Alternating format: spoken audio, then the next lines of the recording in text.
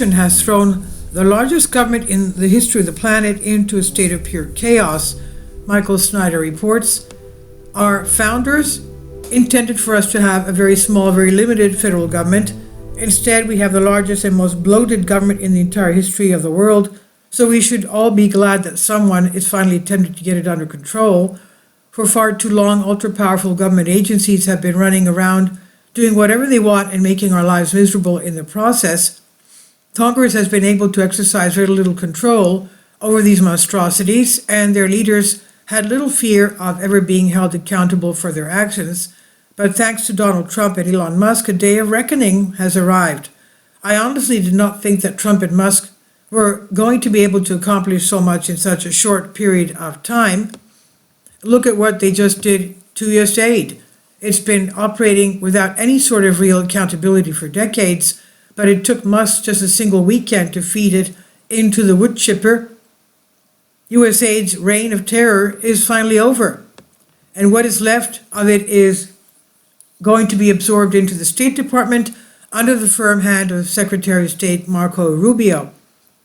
Well, that was always the goal, was to reform it, but now we have rank insubordination. Rubio told Fox News in comments just one day after President Trump announced that Rubio would serve as the acting head of USAID, which itself came after Elon Musk's Dodge team descended upon the agency and revealed that USAID is a ball of worms. There is no apple, and when there is no apple, you just need to get rid of the whole thing, which is just worms, and that's why it's got to go. It's beyond repair, Elon Musk said.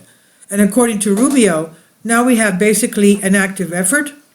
Their basic attitude is, we don't work for anyone, we work for ourselves. No agency of government can tell us what to do. So the president made me the acting administrator. He added, I've delegated that power to someone who is there full time, and we're going to go through the same process at USAID as we're going through now at the State Department. It would be difficult for me to overstate how much of a disaster this is for the Democratic Party. One source is calling it the worse than 9/11 for Democrats.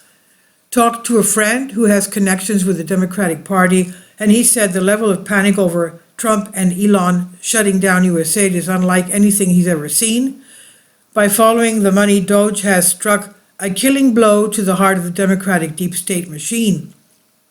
Direct quote, this is worse than 9/11 for Democrats. USAID is the primary vessel they use to achieve their political agenda. USAID is and always has been the primary source of funding for their influence peddling schemes and for their indirect sources of income. This one federal agency was spending our tax dollars in some of the most bizarre ways imaginable. White House Press Secretary Carolyn Leavitt shared a few examples of USAID waste with the press. Reading from the sheet, Leavitt went through it line by line. She said, $1.5 million to advance DEI in Serbia's workplaces, $70,000 for production of a DEI musical in Ireland, $74,000 for a transgender opera in Colombia, $32,000 for a transgender comic book in Peru. Hammering home the point, Leavitt, 27, who has already become a star of Trump's administration, said, I don't know about you, but as an American taxpayer, I don't want my dollars going towards this crap. I'm sorry, but I don't want my tax dollars to be spent on comic books in Peru. I'm sure that you feel the same way. We are $36 trillion in debt. We can't afford this nonsense. Following his dismantling of USAID, Elon Musk set his sights on the FBI. On Tuesday, we learned that the FBI has, quote, complied with demands to provide the Justice Department with details of thousands of employees who worked on investigations, end quote, related to the mass arrests on January 6, 2021. FBI officials have complied with demands to provide the Justice Department with details of thousands of employees who worked on investigations related to the January 6, 2021 U.S. Capitol event, according to the people familiar with the situation. The demand has caused consternation among FBI employees, who fear it is meant to amass a list of personnel for possible termination by the Trump administration. An acting Deputy Attorney General, Emil Bove, in a Friday memo with the subject line terminations, had given FBI officials a noon deadline Tuesday to submit the details of thousands of agents and analysts. Both previously ordered the firing of 8 senior FBI officials, including those who oversaw cyber, national security, and criminal investigations. According to CNN, Doge officials were seen entering FBI headquarters to collect the information. Officials working for Musk at Doge were spotted by CNN entering FBI headquarters on Tuesday in Washington, D.C. to collect the information. FBI agents filed a lawsuit Tuesday trying to block the release of their names or identifying details after Trump administration officials demanded documents about who worked on January 6 related cases. The agents say their jobs could be terminated within days. The FBI has never hit with a crisis quite like this, has never been hit. Some FBI officials have already left or have been fired, but others are pledging to dig in for a fight. The top agent of the FBI's New York field office, meanwhile, told his colleagues he's digging a foxhole to protect them. Do not resign or offer to resign, the FBI Agents Association told members in an email obtained by CNN. While we would never advocate for physical non-compliance, you need to be clear your removal is not voluntary.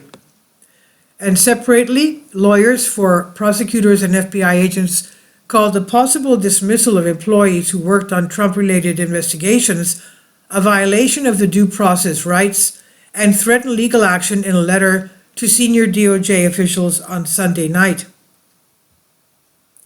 It shall be very interesting to see how this plays out. After the FBI, Musk is hinting that the IRS could be his next target. I would love to see Musk audit the Federal Reserve as well. Hopefully he'll add that to the list. Amazingly, some of the key members of Musk's Doge team have not even reached the age of 25 yet. That's how young they are. At just 19, Edward Koristin is the youngest of the fresh-faced bunch taking on corporate America and long-standing government institutions. According to Wired, he's been dubbed an expert in his field, and specifics about his role are not yet clear. Akash Boba, 21, Ethan Chatron, 22, and Luke Farrater, 23, along with Koristin, have reportedly been granted A-suite level clearance for their work, meaning they can work out of the agency's top floor with access to all physical spaces and IT systems. I love that. If you're a young person, let me offer a little piece of advice. If you want to do great things in life, start doing them early. Sadly, if you wait too long to get started, you may find that you simply do not have enough energy to do everything that you wanted to accomplish. President Trump promised to drain the swamp during his first term, but now it's actually happening during the second term. Most federal workers have been given a short window of opportunity to accept a deferred resignation, quote unquote, which would result in them being placed on administrative leave beginning on March 1st. The Trump administration has sent federal workers an updated sample contract with new terms of acceptance, a deferred resignation. The next move in an effort to reduce the size of the federal workforce by the end of the fiscal year, September. Federal workers who accept the administration's resignation offer ahead of deadline this week would work through February 28 and be placed on administrative leave starting March 1st, according to a copy of a contract the U.S. Official of Personnel Management, OPM, sent to federal agencies on Monday. Workers taking the deferred resignation deal would receive pay and benefits through the end of the fiscal year, September 30th, according to a sample contract reviewed by Newsweek. So far, over 20,000 federal employees have accepted this deal, but that number is expected to grow substantially by the time we reach the deadline.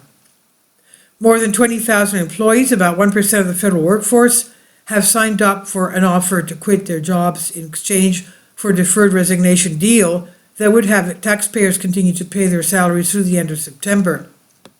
But those numbers are increasing every day, according to an official familiar with the data, and the Trump administration expects a spike in resignations as employees near Thursday's deadline to accept the offer.